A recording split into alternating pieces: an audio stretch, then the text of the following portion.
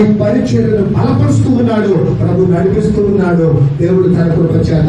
ఈ దినాన ఒక వాక్య సందేశాన్ని మనము జ్ఞాపకం చేసుకుందాం. 114వ కీర్తన. ఈ 114వ కీర్తన అక్కడ మొదటి వచనాన్ని చదువుకుందాం. ఐగుప్తులో నుండి ఇశ్రాయేలు అన్య భాష గల జనుల నుండి యాకోబు బయలు వెళ్ళినప్పుడు యూదా ఆయనకు పరిశుద్ధ స్థలమాయెను. దేవునికి స్తోత్రం.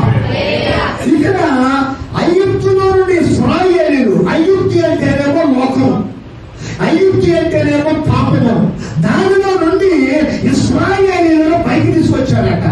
వారిని పరిశుద్ధ జనంగా చేశారట. ఆ జనముగా చేసిన ప్రజలు ఏమయ్యారు అంటే ఇక్కడ ఆ యూదా ఆయనకు పరిశుద్ధ స్థలమయ్యారు. యూదా అంటే స్తుతి.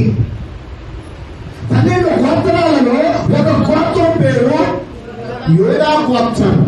యూదా గోత్రము నుండి ప్రభు వచ్చింది. యూదా గోత్రము సిద్ధమైన ఆయన యూదా గోత్రముగా ఉన్నాడు.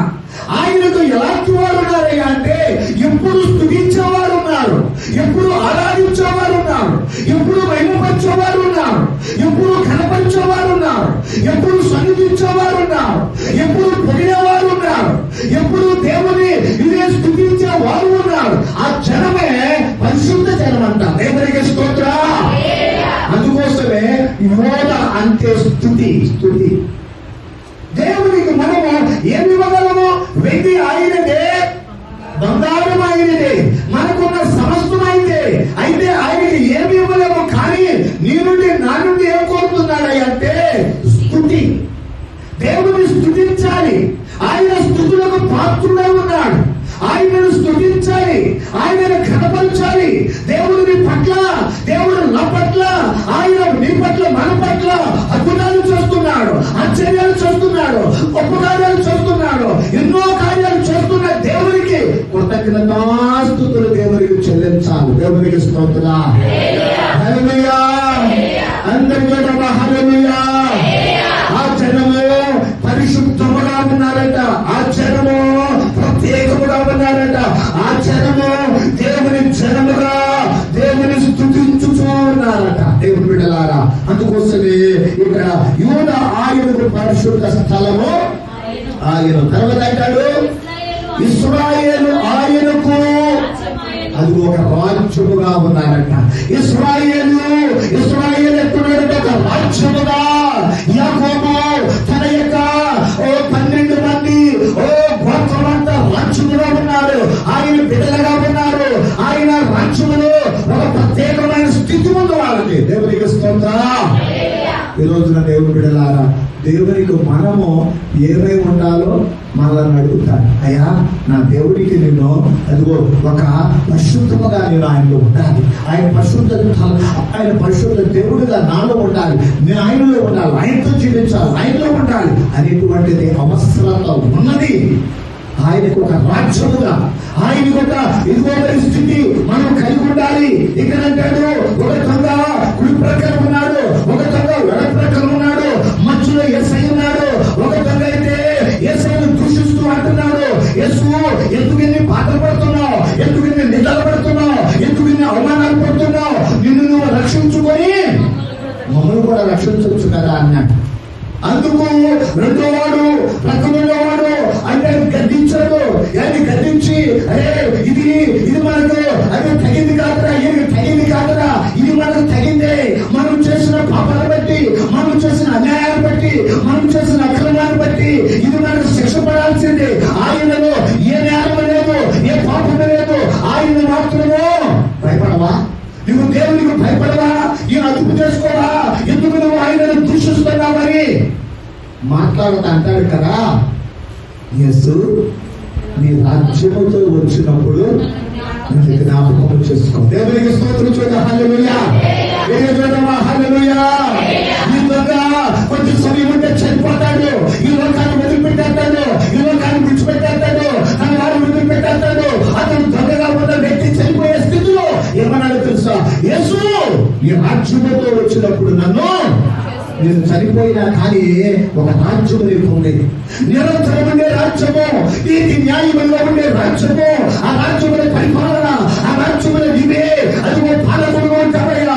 ఈ రాసులకు అందరికీ రాసులు నీవే, ఈ యొక్క అధిపతులకు అందరికీ అధిపతులు నీవే. ఈ పాలన ఉండే ఈ రాజ్యములు నన్ను జ్ఞాపకం చేసుకోయ్యా అంటే యేసయ్య అన్నాడు కదా, నేడు నువ్వు నాతో కూడా పార్టీసులో ఉంటా. దేవుడికి స్తోత్రం. ఈ రోజున దేవుడు రాజ్యం ఎందుకో తెలుసా? నీ కోసము నా కోసమే, పరలోకంలో ముఖ్యుల కొరకే, నరకములను తప్పించడానికి దేవుడు ప్రేమిస్తున్నాడు. దేవుడు కృప చూపుతున్నాడు. ఆయన పరిశుద్ధపరుస్తున్నాడు. ఆయన పవిత్రపరుస్తున్నాడు. ఆయన నీకు నాకు ఈ సమయాన్ని ఇస్తున్నాడు. ఆయన రాజ్యంలో ఉండాలి. దేవుడికి స్తోత్రం. ఆయన రాజ్యము గొప్పది. అందుకోసమే ఒక మాట మనం చదువుకున్నాం. పరిశుద్ధ గ్రంథములు యెషయా గ్రంథము 6వ అధ్యాయము మొదటి విడుకొని వచ్చిన మనం చదువుకుందాం. 6వ అధ్యాయం మొదటి విడుకొని వచ్చిన రాజైన ఉజ్జియా మృతి నొందిన సంవత్సరమున అత్యున్నతమైన సింహాసనమందు ప్రభు ఆసీనుడై ఉండగా నేను చూచితిని. ఆయన చొక్కాయి అంచులు దేవాలయమును నిండుకొని ఉండెను. ఆయనకు పైగా శరాపులు నిలిచి ఉండెను. ఒక్కొక్కరికి 6 రెక్కలు ఉండెను. ప్రతివాడు 2 రెక్కలతో తన ముఖమును 2 తన కాళ్ళను కప్పుకొనుచు 2తో ఎగురుచుండెను. వారు సైన్యములకు అధిపతి యెహోవా పరిశుద్ధుడు, పరిశుద్ధుడు, పరిశుద్ధుడు, సర్వలోకము ఆయన మహిమతో నిండి ఉన్నది అని గొప్ప స్వరముతో దేవునికి స్తోత్రం చేద్దాం. హల్లెలూయా. చూద్దాం హల్లెలూయా. ఎక్కడికి చూద్దాం హల్లెలూయా. హల్లెలూయా. హల్లెలూయా. హల్లెలూయా. మిమ్మల్ని మౌనంగా ఉంచితే నా మీదకి గన్ను పెట్టి కాల్చేస్తున్నాను. నేను మౌనం ఉంచకూడదు. నోరు పని పెట్టాలి. అల్లిసిపోయి అమ్మయ్యా వెళ్ళిపోవాలి. అలిసిపోవాలి. దేవుడి దగ్గర అలిసిపోవాలి. ఇక్కడ రాజు మృతి పొందాడట. ఏ రాజు? అతని పేరేంటయ్యా అంటే ఉజ్జియా అనబడిన రాజు. రాజులు చాలా మంది ఉన్నారు. ఎంతో మంది రాజులు ఉన్నారు. ఎంతో మంది రాజ్యాలు కలిగి ఉన్నారు. ఎంతో మంది పరిపాలన చేశారు. ఎంతో మంది వారి పనులలో ఎన్నో పరిస్థితులు చూశారు. కష్ట నష్టాలు చూశారు. యుద్ధాలు చూశారు. అయితే ఈ రోజు ముందు పడిన తర్వాత ఇక్కడ యెషయా అనబడిన భక్తుడు, యెషయా అనబడినటువంటి ప్రవక్త ఏం చూస్తున్నాడంటే ఒక దర్శనాన్ని చూస్తున్నాడు. దేవునికి స్తోత్రం.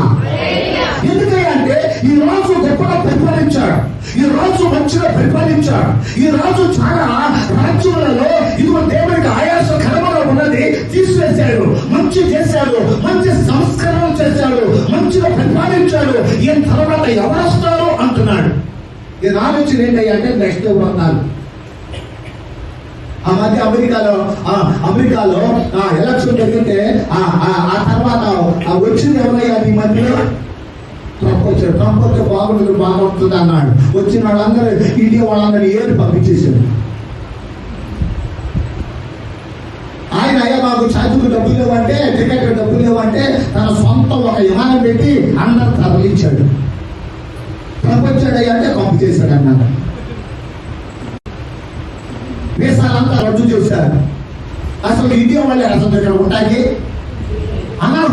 తీసుకోవాలైనా అంటే ఇప్పుడు ఏం పరిపాలన చేశాడు? మంచి చేశాడా లేకపోతే చెడ్డ చేశాడా? కొంతమందికి ఏమో చెడ్డగా అనిపిస్తున్నాడు. ఏంటంటే అసలు ఉండేవాళ్ళం మనం కూడా చేశాడు.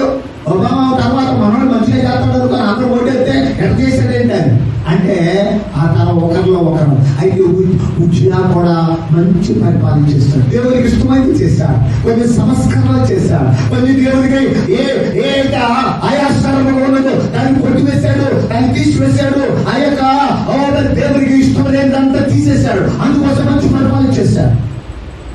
అయితే ఆయన తర్వాత ఎవరు వస్తారో ఎదురు చూస్తాం.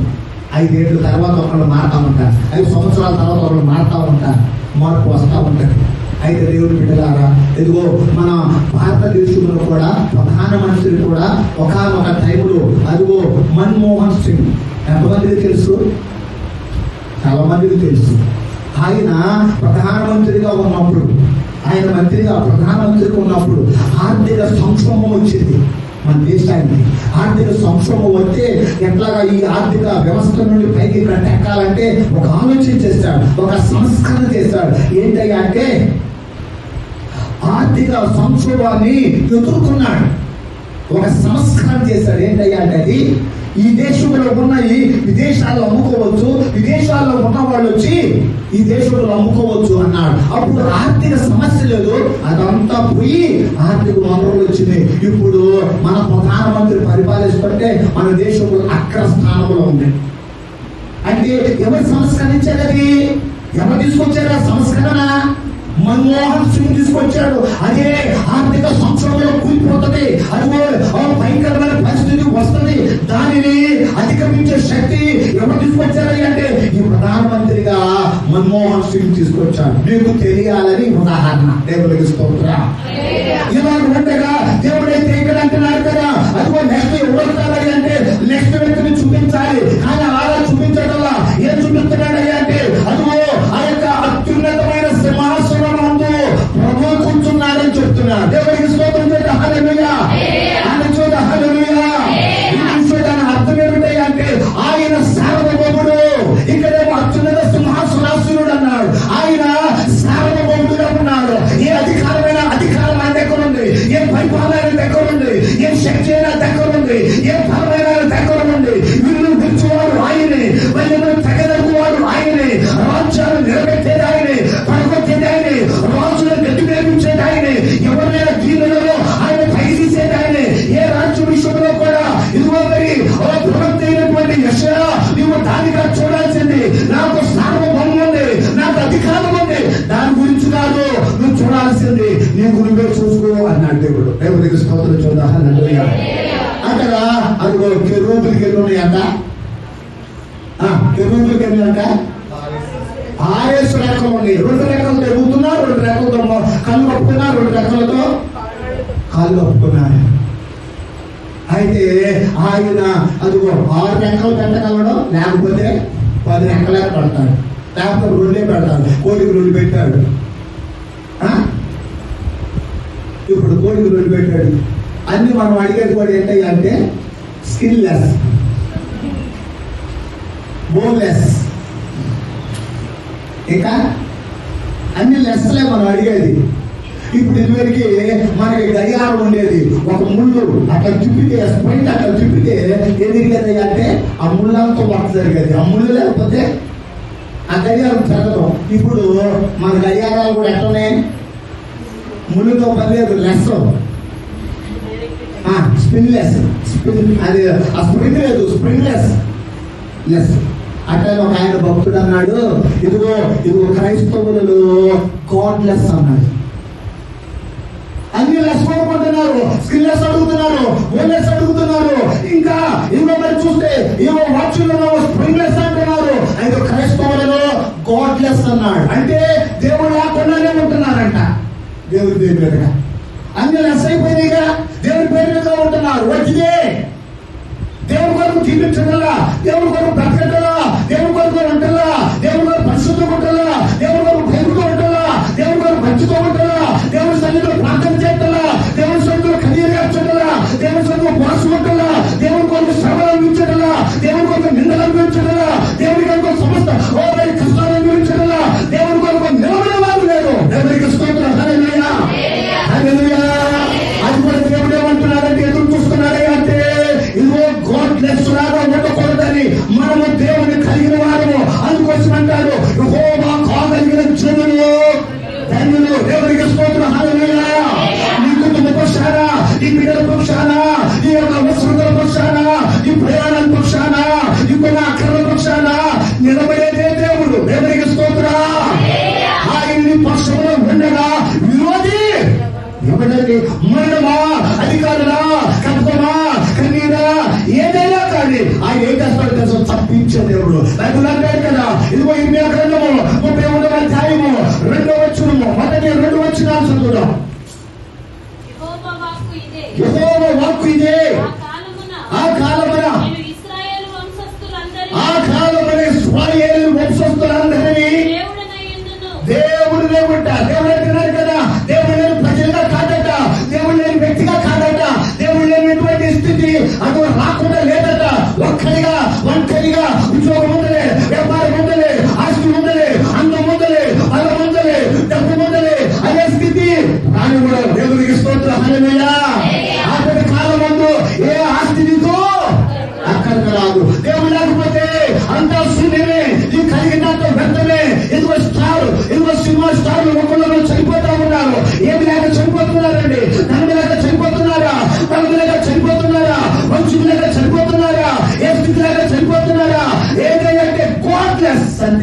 లేకుండా చనిపోతున్నారంటే. దేవునికి స్తోత్రం కదా, హల్లెలూయా. అందుకోసం ఇక్కడ అంటున్నారు కదా, ఇశ్రాయేలు ప్రజలు ఒట్టిగా ఉండరు, వాళ్ళకి నేను దేవుడినే ఉంటా, నిరంతరము కాపాడుతూ ఉంటా, నిరంతరము కాపాడుతూ ఉంటా. పగలు మేఘ స్తంభము కాదు, రాత్రి అగ్ని స్తంభము కాదు, వారికి తోడే ఉంటా, వారిని పోషిస్తా, వారిని ఆదరిస్తా అన్న దేవుడు ఆయన. దేవునికి స్తోత్రం. ఈ రోజు నీ జీవితంలో, నా జీవితంలో కూడా పోషిస్తున్నాడు కదా, ఆదరిస్తున్నాడు కదా, గాయాలు కడుతున్నాడు కదా, బలపరుస్తున్నాడు కదా, కుటుంబాన్ని నిలబెడుతున్నాడు కదా. ఎన్నో పరిస్థితులు ముందులో ఉంటే, ఎన్నో పరిస్థితులు ఆత్మహత్యలో ఉంటే ఆయన నీకు సహాయం చేస్తున్న దేవుడు. దేవుడికి స్తోత్రం. హల్లెలూయా. ఈ దేవుడే తప్ప నిన్ను ఆదరించేవారు లేరు, నిన్ను బలపరిచేవారు లేరు, నిన్ను ధైర్యపరిచేవారు లేరు, నిన్ను నిలబెట్టేవారు లేరు, ఉద్యోగం ఇచ్చేవారు లేరు, వ్యాపారం ఇచ్చేవారు లేరు, ఇల్లు కట్టేవారు లేరు. ఏది ఉన్నా యేసయ్య అంతా శూన్యమే. దేవుడికి స్తోత్రం. అందుకోసమే అంటున్నాడు అక్కడ, అదిగో నేను దేవుడినే ఉంటా. అయితే వారు నాకు ప్రజలై ఉంటారు. యెహోవా ఇలాగూ సెలవిస్తున్నాడు. ఎవరైతే మీరు ఖడ్గమును అనగా మరణమును తప్పించుకుని వారై జనులు అరణ్యంలో దయపొందుకున్నారట. చప్పకపోతే ఒకసారి దేవునికి. అరణ్యములో, అదిగో భయంకరమైన అరణ్యములో, ఎవరు జరిగిన అరణ్యములో, ఎవరి సహాయం లేని అరణ్యములో వారట దయపొందుకున్నారట. నీకు నాకెందుకు దయ చూపించడంటే, ఎందుకని నీ పనులలో, ఎందుకు నీ కుటుంబములలో, ఎందుకు నీ బిడ్డల జీవితాలలో, ఎందుకు నీ వ్యాపారములలో, ఎందుకు నీ చేతి పనులలో, ఎందుకు నీ బిడ్డల జీవితాలలో ఆయన కురిగిన స్థితిలో ఎందుకు దయించడు, దయ చూపుతాడు ఆయన. దేవునికి స్తోత్రం. యెహోవా దయాళుడు, ఆయన కృప నిరంతరము. దేవునికి స్తోత్రం. ఇది 7 నెల కావచ్చు, 8 నెలలు కావచ్చు, 12 నెలలు రావచ్చు, 12 నెలలు రావచ్చు, ఇంకొక సంవత్సరం రావచ్చు. దేవుని దయ నీ మీద నా మీద చూపుతున్నాడు. దేవునికి స్తోత్రం. వారు ఖడ్గమును తప్పించుకుని వారై అరణ్యములో దయ పొందుకున్నారంటండి. ఎంత గొప్ప దేవుడు చూసాము. అరణ్యములో దయ పొందుకున్నారు. ఎలాగా? అక్కడ కూడా తన బిడ్డ కోసం పిల్లలకి నీళ్ళు అడుగుతుంటే, నీళ్ళు లేకపోతే, తాగడానికి నీళ్ళు లేకపోతే, ఎండిపోతే, గొంతు ఎండిపోతే, గుండె ఆడిపోతే, చచ్చిపోతే పరిస్థితుల్లో ఉంటే అక్కడ ఎవరున్నారదా? ఈ దయగలిగిన దేవుడే. దేవుడికి స్తోత్రం. అక్కడ నీకేమొచ్చింది? ఈ పిల్లవాడు ఉన్న చోట ఉన్నా నేను అన్నాడు. ఆయన స్వరమింది, ఆయన కార్యాలు చూసింది. అదిగో అరణ్యములో రోడ్డును పుట్టించిన దేవుడు. దేవుడికి స్తోత్రం. నీకోసం కార్యం చేస్తాడు, నీకోసం అద్భుతం చేస్తాడు, నీకోసం ఆశ్చర్యం చేస్తాడు, నీకోసం ఉపకారం చేస్తాడు, నీకోసం అనేకమైన పనులు చేస్తాడు. నమ్మదగిన దేవుడు. దేవుడికి స్తోత్రం. అందుకోసమేనట ఇక్కడ అంటున్నాడు కదా, ఆ యొక్క మరి వారు ఖడ్గము చేత తప్పించుకున్న వారిగా కనబడుతున్నారు. అయితే ఇక్కడ మరి యెషయా విషయంలో ఇక్కడ మరి ఉజ్జయాభివృద్ధి పొందిన తర్వాత ఏం చూస్తున్నాడంటే, దేవుడు గొప్ప దేవుడిగా చూస్తున్నాడు. ఆయన సింహాసనం అట, అదిగో ఆయన కూర్చోవడం చూశాడట. ఆయన సింహాసనం మీద కూర్చుంటే ఆయన సొకచి దేవాలయం దగ్గర ఉన్నట్టు వచ్చి అక్కడ కూర్చుంటే ఆకాశమైన సింహాసనం భూమి ఆయన పారిపోయడం. ఈ చొక్కాయి ఎక్కడ ఉన్నాట? మందిరానికి ఉందంట. ఆయన చొక్కాయి మందిరానికి ఉన్నాట, అంచులు ఆనుకొని ఉన్నాట. అంత సార్వభౌముడు ఆయన. దేవుడికి స్తోత్రం. నా దేవుడికి చాటాడా? ఈ పని అయితా, ఇది అవడేమో, దిగులు చెందబాక, భయపడబాక. ఆయన సార్వభౌముడు, ఏదైనా చేయగలిగిన దేవుడు ఆయన. అయితే ఇక్కడ ఏం చేస్తున్నాడు అంటే, అదిగో ఆయన ఎలాగంటే రెండు మరి ఆ యొక్క రెక్కలు ఎగురుతూ దేవుని స్తుతిస్తూ ఉన్నారు. ఆ స్తుతిస్తున్న దానిలో ఏమని మాట్లాడుతున్నట్టు ఒక శబ్దం అంట పరలోకములో. ఏమిటయ్యా అంటే, యెహోవా పరిశుద్ధుడు, పరిశుద్ధుడు, పరిశుద్ధుడు అని కానపట్టిగా. ఎస్, ఒక పక్కన పరిశుద్ధుడు అంటే, ఇంకో పక్కన పరిశుద్ధుడు, ఇంకో పక్కన పరిశుద్ధుడు. ఇలాగ కోనసీమ అంటున్నారంటే పరిశుద్ధుడు, పరిశుద్ధుడు, పరిశుద్ధుడు అని గానపతి గానములు చేస్తున్నారు. ఆయన ఎవరంటే పరిశుద్ధుడు. ఆయన పరిశుద్ధుడు అంటే పరిశుద్ధ దేవుడు. ఆయన బిడ్డలకు పరిశుద్ధంగా వెంట ఉండే దేవుడు. ఎక్కడ ఉంటారో తన బిడ్డలు, ఏ కుటుంబంలో ఉంటారో, ఏ స్థలంలో ఉంటారో, ఏ సంఘంలో ఉంటారో, ఏ సమాజంలో ఉంటారో ఆయన వెంట ఉండే దేవుడు. దేవుడికి స్తోత్రం. అందుకోసమే ఆయన పరిశుద్ధుడుగా కనబడుతున్నాడు. వెంటనే చేస్తున్నాడంట అక్కడ. 6వ వచనమా 5వ వచనం చదువుదామా? అయ్యో, నేను అపవిత్రమైన పెదవులు గలవాడను. చూసారా? ఇప్పుడు అన్నాడు, దేశం గురించి నువ్వేం భయపడబాక, దేశం గురించి నేను బాధపడబాక, ఆ పరిపాలన ఎవరికెత్తానో ఆకెత్తాను అని నేనేమన్నాడు అయ్యా అంటే, నువ్వు చూస్తూ అన్నాడు. పరిశుద్ధుడు ఆ పరిశుద్ధుడు చూసి తను చూసుకున్నాడండి. ఈ రోజున ఎవరు చూస్తాం మనము? దేవుడు చూసి ఎదుగుతాను చూద్దాం. ఎవరు చూసుకోమంటున్నాడు దేవుడు? నీకు నీవే, నీకు నేనే, నాకు నేనే చూసుకోవాలి. ఎలాగ నేను ప్రభులో ఉన్నా, ఎలాగ ప్రభులో ప్రార్థన చేస్తానా, ఎలాగ ప్రభులో నడుచుకుంటానా అనేది చాలా ప్రాముఖ్యమైనది. అయితే వెంటనే అన్నాడు కదా, అపవిత్రుడను అన్నాడు. దేవుడికి స్తోత్ర. అపవిత్రమైన జీవితం ఉన్నది, అపవిత్రమైన జీవితం కలిగి ఉన్నాడు. అపవిత్రతలో ఉండగా అన్నాడు, అయ్యో నేను నశించిపోతున్నాను అన్నాడు. నశించిపోయిన దానినే రక్షించడానికి ఇష్టం వచ్చింది. నేను నశించిపోవడానికి ఇష్టం లేదు, అందుకోసమే వెతకడానికి వచ్చాడు ఆయన. వెంటనే అందులో కాల్చున్న నిప్పు ఒక నిప్పు తీసుకొచ్చి అక్కడ పెట్టి బలిపీఠ మీద పెట్టి, అదిగో ఆ యొక్క నిప్పుతో యెషయా ప్రవక్త అయినటువంటి అదిగో ఆయనను పెదవులు కాల్చగా అతడు పరిశుద్ధమయ్యాడు. దేవునికి స్తోత్రం. హల్లెలూయా. అది చూద్దామా? హల్లెలూయా. పరిశుద్ధత, అపవిత్రత ఎప్పుడైతే మనం వదులుకుంటామో పరిశుద్ధంగా ఉంటాం. అమెరికా దేశంలో ఒక టైంలో ఒక వ్యక్తి ఏం చేశాడంటే, గవర్నమెంట్ ఉన్నటువంటి ఆఫీసుని కూల్చేశాడు. బాంబే కూల్చేశాడు. కొన్ని సంవత్సరాల క్రితం, 16 సంవత్సరాల క్రితం కూల్చేస్తే అతన్ని పోలీసులు పట్టుకొని ఉరి శిక్ష అన్నాడు. ఉరి శిక్ష వేసే ముందు ఆయన అడిగాడు.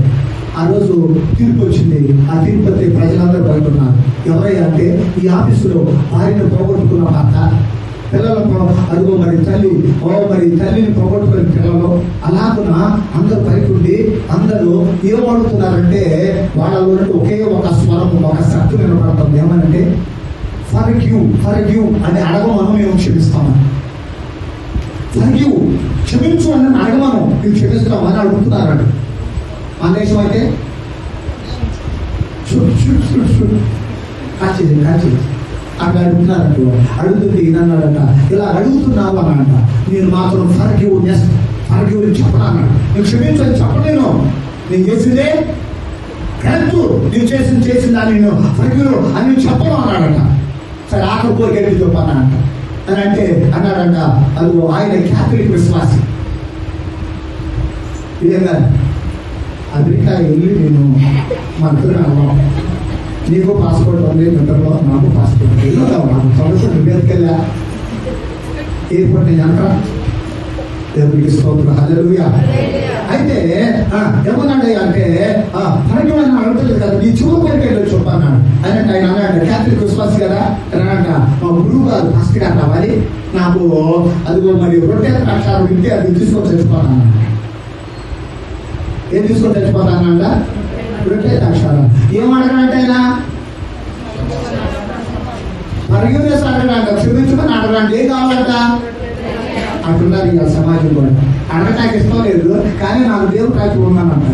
దేవుడు ఏమన్నాడు అంటే, ముందు మన ఫర్గివ్నెస్, క్షమించుకొని అడగాలి, క్షమాపణ కోరుకోవాలి. ఆ వ్యక్తి తన మనసులో ఏం పెట్టుకున్నాడంటే ఒకటే పెట్టుకున్నాడు, నేను చేసింది కరెక్టే కనుక నేను ఫర్గివ్ అడగడానికి దేవుడు అని కోరుకోవట్లా. మనము క్షమాపణ కలిగిన వాళ్ళం అంటే ప్రభు కూడా మన కొరకు క్షమించాడు. క్షమించకపోతే ఈ రోజున మనం ఎలా ఉండే వాళ్ళమో కాదు. ఆయన పరిశుద్ధ జనంగా ఉండాలంటే చిన్న అపవిత్రత చాలు, చిన్న అబద్ధం చాలు, చిన్న కాయమాట చాలు, అపవిత్రతగా దూరమైపోతాం. దేవుడు దూరం కావాలని దేవుడు కోరుకోవట్లా. మనం దేవుడిగా ఉండి, దేవుడి బిడ్డలుగా ఉండి, ఆయన పరిశుద్ధంగా ఉండి, ఆయన సంఘముగా ఉండి, ఆయన జీవితం ఇది మాటలు ప్రభు వారికి నికుడులో దేవుడు దీవించి ఆశీర్వదించుగాక. దేవుడికి స్తోత్రం. హల్లెలూయా. ఒక పాట పాడి కాన్సెప్ట్ చేసుకున్నాం. చివరిగా స్తోత్రములు దయగలిగిన నామపింపగలిగిన యేసు ప్రభువా, నీ పరిశుద్ధ పాదముల పొందనాలు. మీరు ప్రేమించిన ఆయన మతించిన సమయం కొరకే స్తోత్రాలు. ఇప్పుడు దాకా పాటల్లో మీరు ఉంచారు, నీ నామాన్ని గణపరచు పంపించారు. వారి జీవులు నీ నామాన్ని గణపరచడానికి, అయా స్తుతించడానికి ఇచ్చిన వాక్యాన్ని బట్టి స్తోత్రాలు. ఈ రోజు నాయన నాయన అయా కీర్తన భాగాలు ప్రభువా, అయా చదువుకోవడానికి మీరు ఇచ్చినందుకు స్తోత్రాలు. 114 కీర్తన భాగాన్ని బట్టి స్తోత్రాలు. పరిశుద్ధముగా అయ్యా యూద పరిశుద్ధమాయని చెప్పారయ్యా. మాకు కూడా అయ్యా లోకంలో లోకముల నుండి ప్రత్యేకించబడిన ప్రత్యేకించబడిన జనముగా నిన్ను కలిగిన బిడ్డలముగా ఉండాలని మాకు బోధించవయ్యా. యెషయా గ్రంథముల నుండి రాసు రాజ్యం విషయంలో కాదు, నాకు నేనే అని మాకు నేనే అని మేము నీ సన్నిధిలో జాగ్రత్తగా నడుచుకోవాలని కోరుకుంటున్నామయ్యా. ఒకవేళ తప్పిపోతామేమో, ఎక్కడైతే పడిపోతామేమో అని ప్రభా అయ్యా మాట్లాడు ప్రభా. అయ్యా ప్రభు నీ మాటలు తీర్చవయ్యా. ఆ మాటలు మా జీవితాన్ని మార్చగలిగిన కృపదాయి చేయాలా. ఇరవై ప్రభా మీరు కనికరించండి అయ్యా. యేసయ్యా మీకు వందనాలు. ఈ రోజు నాయన ఈ రీతిగా సంఘాన్ని బట్టి స్తోత్ర, పెద్దలందరినీ బట్టి నాయన అయ్యా నీ బిడ్డలు తోడుకొచ్చినందుకు స్తోత్ర, ఎవరి బిడ్డలు బట్టి స్తోత్ర, అయ్యా స్త్రీల సమాజాన్ని బట్టి స్తోత్రాలు. ప్రాణ బిడ్డలు ఉన్నారయ్యా, వారిని నడిపించయ్యా. నూతనంగా రక్షించబడిన అయ్యా సురేష్ బాబు అయ్యా మీ బిడ్డలు బలపరిచిన ఆయన ఆత్మీయ బలవత నింపునాయన నీవే ముందుకు సాగడానికి ఒక పరిశుద్ధమైనటువంటి అయా జీవితం ఎక్కించి ఒక పరిశుద్ధమైన ప్రార్థన ఇచ్చి నడిపించి సాయం చేయండి. వారితో పాటు తన కుటుంబాన్ని ఇంకా రక్షించండి నాయన, తన కుటుంబాన్ని కట్టండి నాయన, తనకు కావలసిన అవసరం అక్కడనే తీర్చు నాయన. అలాగే ప్రభావ ఈ సమయంలో తండ్రి అయ్యా ప్రార్థన కోరిన మా బిడ్డల కోసం ఈ రోజున పుట్టినరోజు సందర్భంలో అనుష కొరకు ప్రార్థిస్తున్నాయా. ఒక సంవత్సరం నుండి మరొక సంవత్సరం నాయన దయా కిరీటం మీరు ఇచ్చిన స్తోత్రాలు. ఈ సంవత్సరాన్ని బట్టి నాయన నీ కాపుదల దయచేయండి నాయన. ఆ బిడ్డ నాయన టీచింగ్ ఫీల్డ్ లోకి వెళ్తుండగా, క్లాస్ లో వెళ్తుండగా ప్రతి సబ్జెక్టు అయ్యా మంచి అవగాహనతో చక్కగా బోధించే అనుభవాన్ని ఇవ్వండి, అంటే జ్ఞానం ఇవ్వండి, కృపను ఇవ్వండి అయ్యా. వారి యొక్క అయ్యా చదువుకున్న ఫ్రెండ్ గా అయ్యా తెలుస్తున్నాయన ఆ బిడ్డ విషయంలో కూడా ప్రార్థన చేస్తున్నాయా. అయ్యా పుట్టినరోజు సందర్భంగా ఆయన ఈ సంవత్సరం అంతా నీ దయాకీర్తం అక్కడికి దయచేయండి. వారిని బట్టి వారి కుటుంబాన్ని బట్టి తీసుకోరా, ఇందుకు కూడా జ్ఞాపకం చేసుకోయా. ఇందుకు కూడా మీరు ఇచ్చిన సంవత్సరాన్ని బట్టి తీసుకుంటారయ్యా. అయ్యా తన భర్తలో తన తల్లిని తన మామను తన కుటుంబాన్ని కలిగిన సాధించారా. ఈ దినమునైనా ఈ రీతిలో పెట్టుకున్నాయన అయ్యా మీ సన్నిధికి వచ్చిన బిడ్డలందరూ బట్టి తీసుకుంటారా. అనేక వారిని బట్టి నాయన తన సత్యమణి గారి ప్రభావ అయ్యా అయ్యా సుకన్యని కుమార్తె బట్టి నాయన ఆ బిడ్డనైనా నిర్ణయంలో కొడుకుంటున్నారా.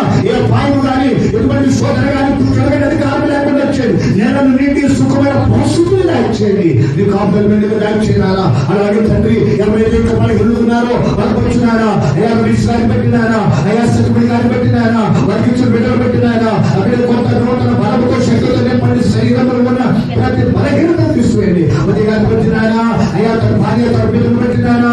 ఈ సమాధానాత్మక నింపండి. మీ చిత్తంలో నడుపు సాధించండి. అలాగే ప్రభావి స్తోత్రములయ్యా. యువకులు ఉన్న బిడ్డలు, ఇబ్బందులు ఉన్న బిడ్డలు, కష్టాలు ఉన్న బిడ్డలు, కన్నీటిలో ఉన్న బిడ్డలు, ఆర్థిక సమస్యలు ఉన్న బిడ్డలు యేసు నామములో విడుదల కలుగునుగాక.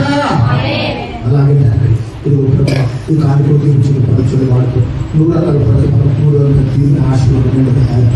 అలాగే వివాహమైన అయా కుటుంబమైన కుమార్ తన కుటుంబంలో తన కుమార్తె ఇదిగో ప్రభా అయా అసలు విషయంలో అయా తెలిసి దాని విషయంలో జతపరచోయా. ఈ మాకు నాయన ఈ యొక్క అయా కుటుంబ ప్రభా నీ చిత్తాన్ని బట్టి ప్రయాణం చేసే విషయాల్లో కావలసిన శక్తి సామర్థ్యత సమకూర్చండి, కావలసిన ప్రభావం తగ్గించండి. అయా బిడ్డలు నమ్ముకున్నారు. సమాధానం, నెమ్మది, ఆశీర్వాదం బిడ్డలకు దాచేయండి. చూపించండి. ఈరోజు రోడ్ల దగ్గర 3 బాప్తిసాలు ఇచ్చారయ్యా. ఎవరైనా ఈ నెలలో అయా ఈ సంఘముల నుండి అయా మనైనా అయా సురేష్ బాబు అయా రక్షించుకున్నాం. ఇంకా రక్షణ పొందాలి బిడ్డలు రక్షణ పొందుకుని భాగ్యం దాచేయండి. అయా ఈ కాదులేమి ఈ యొక్క ఆహారంలో తీసుకుని వారి దాన్ని గుప్పిలను దీవించి ఆశీర్వదించి నేను నామాన్ని మేము తెచ్చుకోమని మళ్ళా ఈ పరీక్ష ముందుకు తీసుకెళ్ళమని యేసు క్రీస్తు నామంలో అడిగి వేడుకుంటున్నాము తండ్రి. లోకమందున మాట ఈ నామం ప్రస్తుతపరచుకున్న ఈ రాజ్యం వచ్చిన నిత్యతో లోకమని నడివేదానికి లోకమని నడివేది కాక ఆహారం మాకు దాటి అడుగు ప్రాణం చేయాలని క్షమించున్నాను. ప్రాణములు క్షమించి శోభలో ఏకాదృష్టి తప్పించి రాజ్యము శక్తి మహిమ నిరంతర వేరే ఉన్నారు తండ్రి. దేవుని ప్రేమ కుమారుడైన యేసు క్రీస్తు కృప పరిశుద్ధాత్మను సహవాసము సన్నిధి మనందరికీ సకల లోక భక్తులకు ప్రార్థనలో ఉన్న బిడ్డలు, ఇంటి దగ్గర ఉన్న బిడ్డలు, అలాగే మరి ప్రత్యేకంగా నూతనంగా రక్షించబడిన బిడ్డలు కుటుంబంలో మరి జన్మలో ఉన్న బిడ్డలకు మరి మనందరికీ సర్వలోక భక్తులకు దేవుడు సదాకాలం తోడేవుడు నడిపించుగాక.